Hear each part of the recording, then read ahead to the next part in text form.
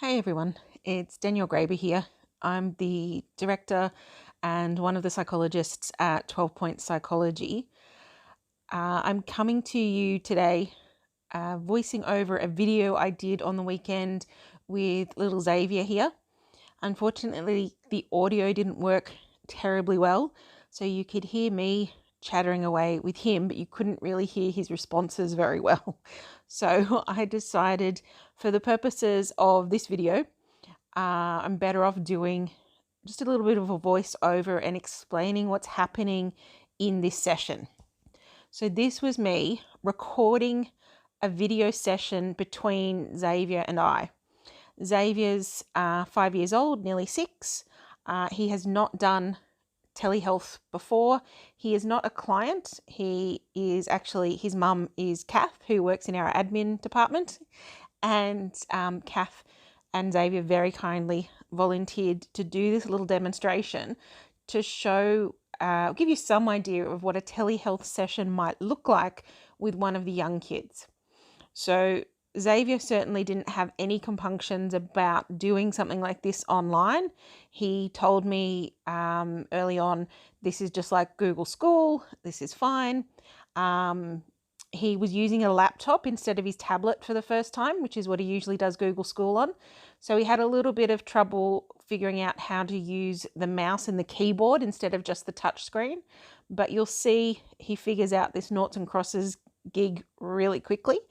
And with a few prompts and a few directions on how to use the mouse, he got going really well.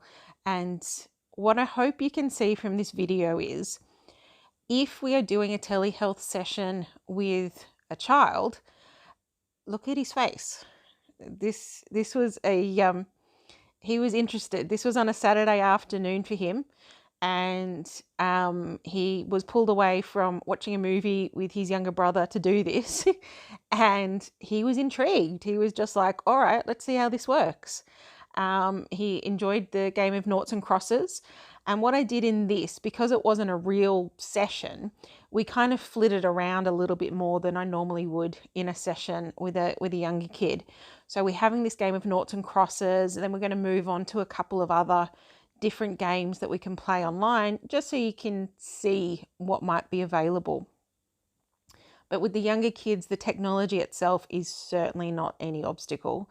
I've been doing sessions with kids now for a couple of weeks, and I've done telehealth sessions with teenagers for quite a long time because they quite like it.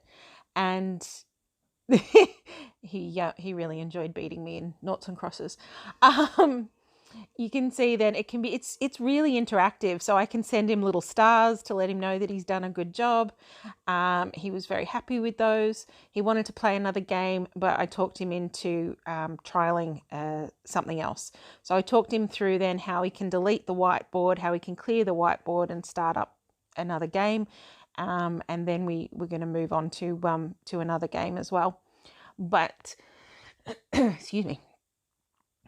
One of the things that is really, really awesome about this is you get to go into their world a little bit. Oftentimes when you've got a kid coming to see you at the practice, you're inviting them into your world. And obviously we spend a lot of time and energy making that world as inviting as possible with their animals and that kind of thing. But this means I get to see a little bit into the kids' world as well, see what's important to them. This is another really cute little game that we play online. So it's the Wheel of Names. You can use names, you can use emotions, you can have 1, 2, up to I think 20.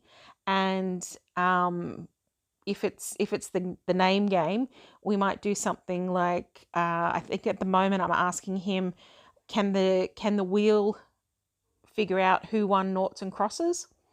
And then we can spin the wheel and see if it lands. Usually, if we play the name game, pretty soon the kid will ask the wheel who in their house farts the loudest. That's a pretty popular one. Xavier was far too polite for that. He just asked the wheel who in his house snores the loudest. But this was who won noughts and crosses. And I kind of feel like maybe mummy was helping him win that one. I don't want to cast aspersions, but I feel like it is possible. So the wheel was kind of spot on in that respect. So just another example of something that we can play with the kids, but where we really are being invited into their space. Some of the kids, it's been awesome actually, because they're able to teach me how to do things on this platform. There you go. Daddy snores the loudest. I'm told that's correct. It's such a nice way to get the kids feeling that sense of efficacy and mastery as well, because they are often teaching the grown-up something with getting on this platform. He really liked the wheel. He really liked the name wheel. Then we're going to use the whiteboard again. I'm teaching him about Mr. Squiggle now. He had never heard of Mr. Squiggle, so I told him all about this weird TV show that his mum and I used to watch when we were kids. I think lots of parents of our generation watched this game, and I'm going to get him to fill this drawing in, to complete this drawing. So one example of what we can do with the online sessions, with younger kids in particular. The other thing we can do is have make one of the online sessions a parent feedback session.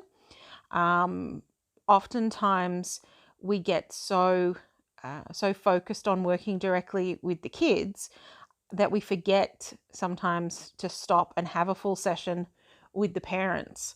That could be something that's quite useful now, especially because the parents are home, and oftentimes the parents are home and stuck with the kids a little bit. And it could be a really, really good time to actually talk about what they're noticing at home, and how the family dynamics are changing as all of this crazy stuff goes on. It's also a really great opportunity, and something I'm actually really looking forward to be able to do a little bit more of, is parent-child interaction sessions. So that's where I would have, in this case, I would have had Xavier and his mum or his dad or his brother sitting down together at the desk in front of the computer, and I'd set them up with a game. So I'd usually talk to the parents beforehand and suggest that they have a game of Monopoly or Snakes and Ladders or Uno or whatever it might be ready, and then we chat while the parent and the child play.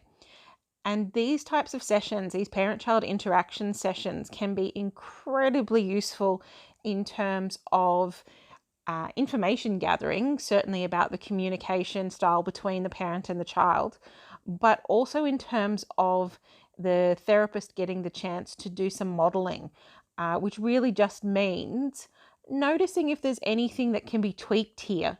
So, have we got a child who perhaps is super competitive, who's playing with a parent who's maybe super competitive, and we're losing a bit of the fun?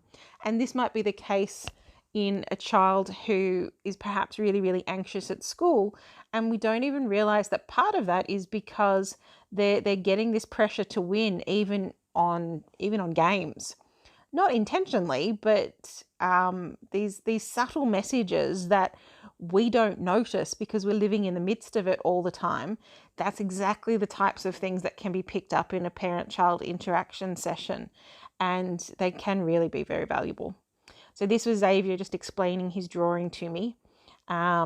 It was someone who had eaten a lot for dinner.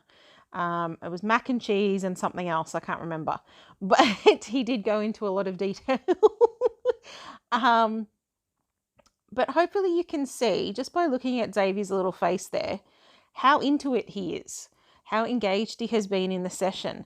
And this isn't even, this wasn't a proper therapy session. Xavier is not in therapy, and he's certainly not in therapy with me. He does know me a little bit, but not terribly well. Not even as well as some of your kids will know their clinicians already. And he really enjoyed it. He really liked it. I did another version with an 11-year-old as well. And again, they're actually wanting to know when we can do this again. So the kids are okay with this. The kids actually quite enjoy this. as with most things technology based, it's the adults and our discomfort around this technology that we need to overcome in order to get this up and happening. So I hope you enjoyed this little insight into telehealth with younger kids. And if you do have any questions, please give admin a call. Thank you. Bye.